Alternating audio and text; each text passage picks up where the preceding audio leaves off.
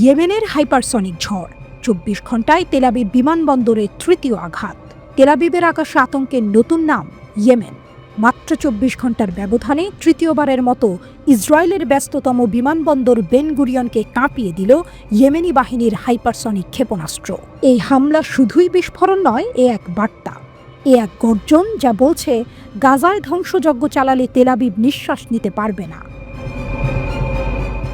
বুধবার ইয়েমেনের সশস্ত্র বাহিনীর মুখপাত্র ব্রিগেডিয়ার জেনারেল ইয়াহিয়া সারি জানালেন, তারা বেন গুরিয়ন বিমানবন্দরে একটি হাইপারসনিক ব্যালিস্টিক ক্ষেপণাস্ত্র নিক্ষেপ করেছে। এর লক্ষ্য ছিল গাজায় ইসরায়েলের বর্বরতার বিরুদ্ধে প্রতিরোধ, যুদ্ধের মাঝে গাজাবাসীর পাশে দাঁড়ানোর অঙ্গীকার। ক্ষেপণাস্ত্র সফলভাবে লক্ষ্যবস্তুতে আঘাত করেছে বলেন সারি। এর ফল লক্ষ লক্ষ ইসরায়েলের ছোট ছোটি বাংকারে আশ্রয় এবং বিমান চলাচল সম্পূর্ণ বন্ধ প্রায় ১ ঘণ্টা। ২৪ ঘণ্টার মধ্যে ৩ বার কাঁপল বেন গুরিয়ন বিমানবন্দর। ইয়েমেন থেমে নেই। মাত্র একদিনের ব্যবধানে এই বিমানবন্দরে এ নিয়ে তৃতীয় হামলা।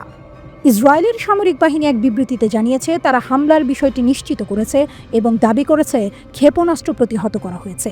কিন্তু প্রশ্ন রয়ে যায়, যদি প্রতিহতই হয় তবে কেন ১ ঘণ্টা বন্ধ থাকলো বিমান চলাচল? কেন আতঙ্কে পুরো ইসরায়েল? হয়তো এর উত্তর লুকিয়ে আছে বাস্তবতার গভীরে এক গর্বিত জাতির হুঙ্কার। ইয়েমেনের বার্তা, আগ্রাসন থামাও নয়তো আগুনে পুড়বে রাজ্য।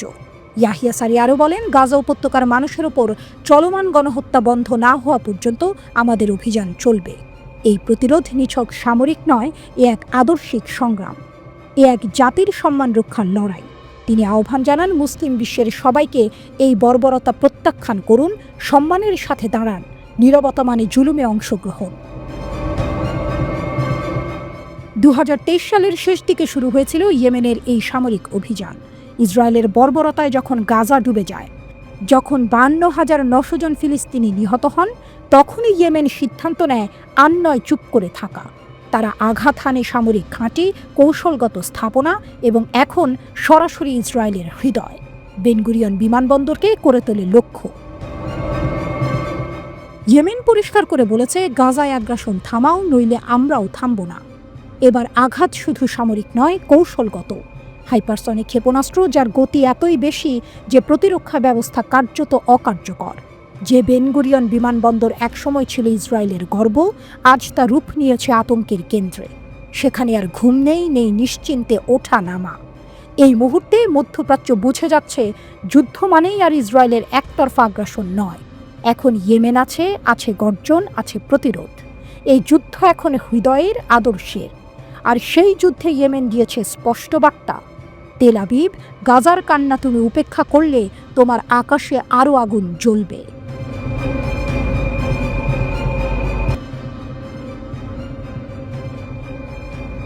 তেহরানের হুঙ্কার, ৬০০ ক্ষেপণাস্ত্রের ভয়ে কাঁপছে তেল আবিব। মার্কিন হুমকির মুখে ইরান যেন ইস্পাতের মতো কঠিন। তাদের বিপ্লবী গার্ড কর্পস IRGC এর প্রধান সাফ জানিয়ে দিয়েছেন, তেহরান যে কোনো পরিস্থিতির জন্য প্রস্তুত। শত্রুদের হুঁশিয়ার করে তিনি বলেছেন, ইরানের সঙ্গে পাঙ্গা নিলে তাদের চরম অপমানিত হতে হবে। দক্ষিণ পূর্ব শহর মাশহাদে এক সমাবেশে মেজর জেনারেল হোসেন সালামি যেন আগুনের গোলা ছুড়লেন। ২০১৫ সালের পরমাণু চুক্তি নিয়ে আলোচনা ভেস্তে গেলে ওয়াশিংটন ইরানের ওপর হামলা করতে পারে, এমন হুমকির জবাবে তিনি গর্জে উঠলেন। আমরা শত্রুকে হাড়ে মজ্জায় চিনি, তাদের প্রতিটি চাল আমরা নজরে রাখি। আলোচনার টেবিলে কূটনৈতিক কথাবার্তা চললেও আমরা বুক চিতিয়ে অধ্যত্বের সঙ্গে দাঁড়িয়ে আছি। সাহস করে যে ইরানের দিকে চোখ রাঙাবে তার অধ্যত্ব ভেঙে গুঁড়িয়ে দেব, হুঙ্কার ছাড়লেন সালামি। জেনারেলের দাবি, গত ১ বছরে ইরানের শক্তি বহুগুণ বেড়েছে, আর তাদের শত্রুরাও নাকি তা হাড়ে হাড়ে টের পাচ্ছে। শুধু তাই নয়, ইরান নাকি একাই ১০০। প্রতিরক্ষার জন্য তারা অন্য কারো ওপর ভরসা করে না। তবে হ্যাঁ, প্রয়োজনে প্রতিরোধের ফ্রন্ট ঐক্যবদ্ধভাবে দাঁত ভাঙা জবাব দেবে। সম্প্রতি ইসরায়েলি হামলায় প্রতিরোধ ফ্রন্ট দুর্বল হয়ে পড়েছে, এমন কথা উড়িয়ে দিলেন সালামি। বরং সাম্প্রতিক হামলাগুলো প্রমাণ করেছে প্রতিরোধ আরও শক্তিশালী হয়েছে। তার ভাষায়, শত্রুরা ভেবেছিল প্রতিরোধ ফ্রন্ট বুঝি দুর্বল হয়ে গেছে, কিন্তু তারা দেখলো গাজা আরও শক্তিশালী হয়েছে। ইয়েমেন এখন আরও নিখুঁতভাবে ক্ষেপণাস্ত্র ছুঁড়ছে, আর হিজবুল্লাহ তাদের শক্তি পুনরুদ্ধার করেছে। তবে আসল বোমাটা ফাটালেন ইসরায়েল প্রসঙ্গে। জেনারেল সালামির চোখে ইসরায়েলি সরকার নাকি উত্তেজিত এবং ক্ষুব্ধ। তাদের ভবিষ্যতের দিকে নাকি অন্ধকার ছাড়া আর কিছুই নেই। তাদের প্রধানমন্ত্রী একজন যুদ্ধাপরাধী হিসেবে পরিচিত, গ্রেফতারের ভয়ে তটস্থ থাকেন। রাজনৈতিকভাবে ইসরায়েল সম্পূর্ণ ভেঙে পড়েছে, এমনকি ইউরোপও তাদের সঙ্গে ভালো সম্পর্ক রাখতে চাইছে না। অর্থনৈতিক অবস্থাও তাদের খারাপ। আমেরিকার সাহায্য ছাড়া তারা একদিনও টিকতে পারবে না, যেন ভবিষ্যৎবাণী করলেন সালামি। এরপর তিনি টেনে আনলেন ইয়েমেনের হুথি বিদ্রোহীদের প্রসঙ্গ। যারা ইয়েমেনের একটি ক্ষেপণাস্ত্র সহ্য করতে পারেনি, তারা ৬০০টি ক্ষেপণাস্ত্র একসঙ্গে পড়লে কি করবে, প্রশ্ন ছুড়ে দিলেন জেনারেল। সম্প্রতি বেনগুরিয়ন বিমানবন্দরে ইয়েমেনি ক্ষেপণাস্ত্র হামলার কথা মনে করিয়ে দিলেন তিনি, যেন এই ৬০০ ক্ষেপণাস্ত্রের হুঙ্কারেই তেল আবিবের রাতের ঘুম উড়ে যাবে। শুধু ইসরায়েল নয়, আমেরিকার দিকেও কামান দাগলেন সালামি। তার মতে মার্কিন প্রেসিডেন্ট ডোনাল্ড ট্রাম্প শুধু সমস্যাই বাড়িয়েছেন, আর এখন নাকি খোদ আমেরিকাই টালমাটাল, দুর্বল সেনাবাহিনী আর ক্ষমতাহীন নেতাদের নিয়ে ঢুকছে। আমেরিকা জানে যুদ্ধ তাদের কোনো সমস্যার সমাধান করেনি। তাদের সেনাবাহিনী ক্লান্ত, দুর্বল, রাজনৈতিক নেতারা অবরুদ্ধ, ক্ষমতাহীন। তারা নিজেরাই এখন বিরাট সংকট আর চ্যালেঞ্জের মুখে, বললেন আইআরজিসি প্রধান। জেনারেলের স্পষ্ট কথা, প্রেসিডেন্ট বদলালেই আমেরিকার আসল চেহারা বদলায় না। তাদের ক্ষমতার পতন নাকি এখন দিনের আলোর মতো স্পষ্ট। মেজর জেনারেল হুসেইন সালামির এই তেজোদ্দীপ্ত বক্তব্য যেন ইরানের শক্তির প্রতিচ্ছবি। একদিকে যেমন আলোচনার রাস্তা খোলা রাখছে তেহরান, তেমনি অন্যদিকে শত্রুদের বুঝিয়ে দিচ্ছে তাদের শক্তিকে যেন কেউ হালকাভাবে না নেয়। ৬০০ ক্ষেপণাস্ত্রের হুঙ্কার যেন সেই বার্তারই প্রতিধ্বনি। ইরানের দিকে চোখ রাঙালে তার ফল ভালো হবে না। এখন দেখার এই হুঙ্কারের পর আন্তর্জাতিক রাজনীতি কোন দিকে মোড় নেয়।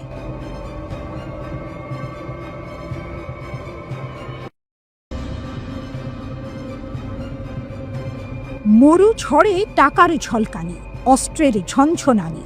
মরুভূমির বুকে তখন পড়ন্ত বিকেল, লালচে আভা ছুঁয়ে যাচ্ছিল রিয়াদের আকাশ। ঠিক সেই সময়েই ঘটল এক ঐতিহাসিক ঘটনা। মার্কিন প্রেসিডেন্ট ডোনাল্ড ট্রাম্পের রাজকীয় আগমন যেন মরুভূমিতে টাকার বন্যা বইয়ে দিল। আর সেই বন্যার তোড়ে ভেসে গেল $142 বিলিয়ন। হ্যাঁ, ঠিকই শুনেছেন, 14,200 কোটি ডলারের বিশাল অস্ত্র চুক্তি। যুক্তরাষ্ট্র আর সৌদি আরবের মধ্যে বন্ধুত্বের হাত আরও শক্ত হলো, তবে সেই বন্ধনে কি মিশে রইল যুদ্ধের গন্ধ? মঙ্গলবার রিয়াদের সৌদি মার্কিন বিনিয়োগ ফোরাম সাক্ষী থাকল এক মেগা চুক্তি। যুবরাজ মোহাম্মদ বিন সালমানের পাশে দাঁড়িয়ে ট্রাম্প যেন ক্ষমতার নতুন সমীকরণ লিখলেন। শুধু অস্ত্র বিক্রি নয়, আরও $600 বিলিয়ন বিনিয়োগের প্রতিশ্রুতিও এলো সৌদি আরবের পক্ষ থেকে। যুবরাজ তো বলেই দিলেন আগামী কয়েক মাসে এই অঙ্ক $1 ট্রিলিয়ন পৌঁছতে পারে। ভাবুন একবার, কত টাকার খেলা।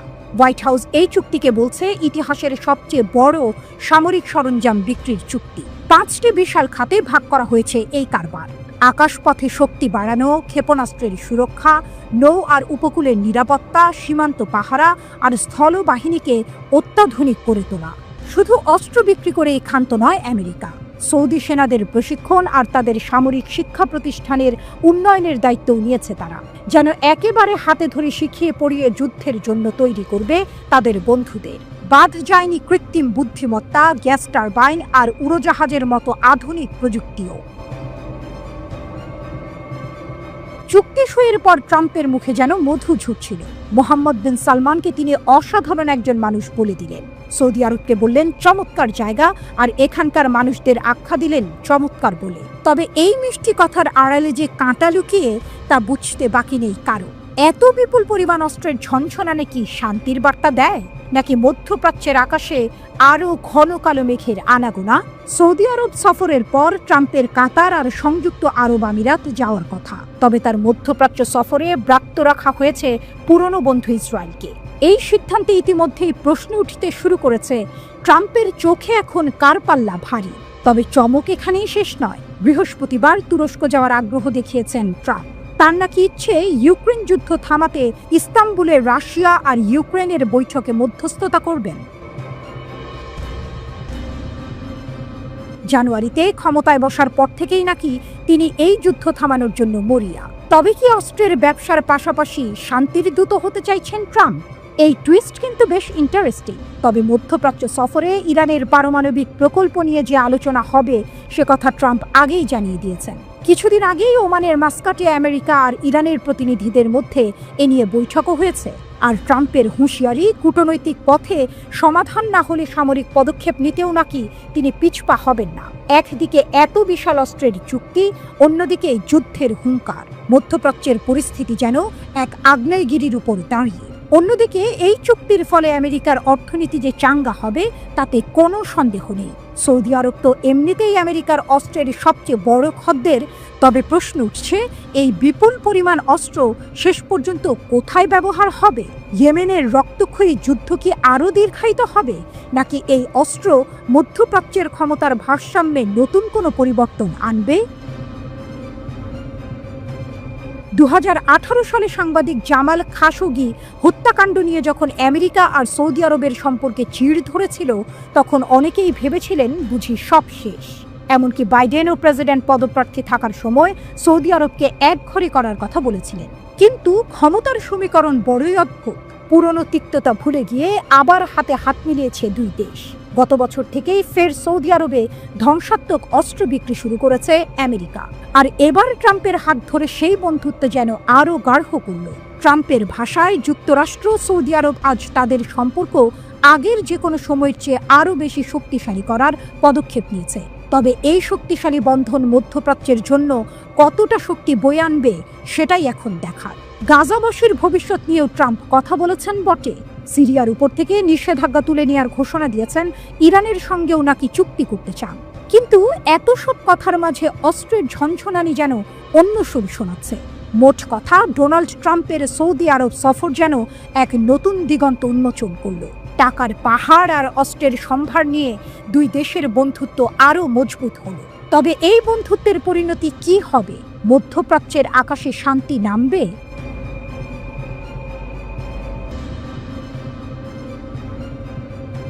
তেল আবিবে সাইরেন, আতঙ্ক আর আগুন ইসরায়েলকে কাঁপিয়ে দিল হুথিদের ক্ষেপণাস্ত্র।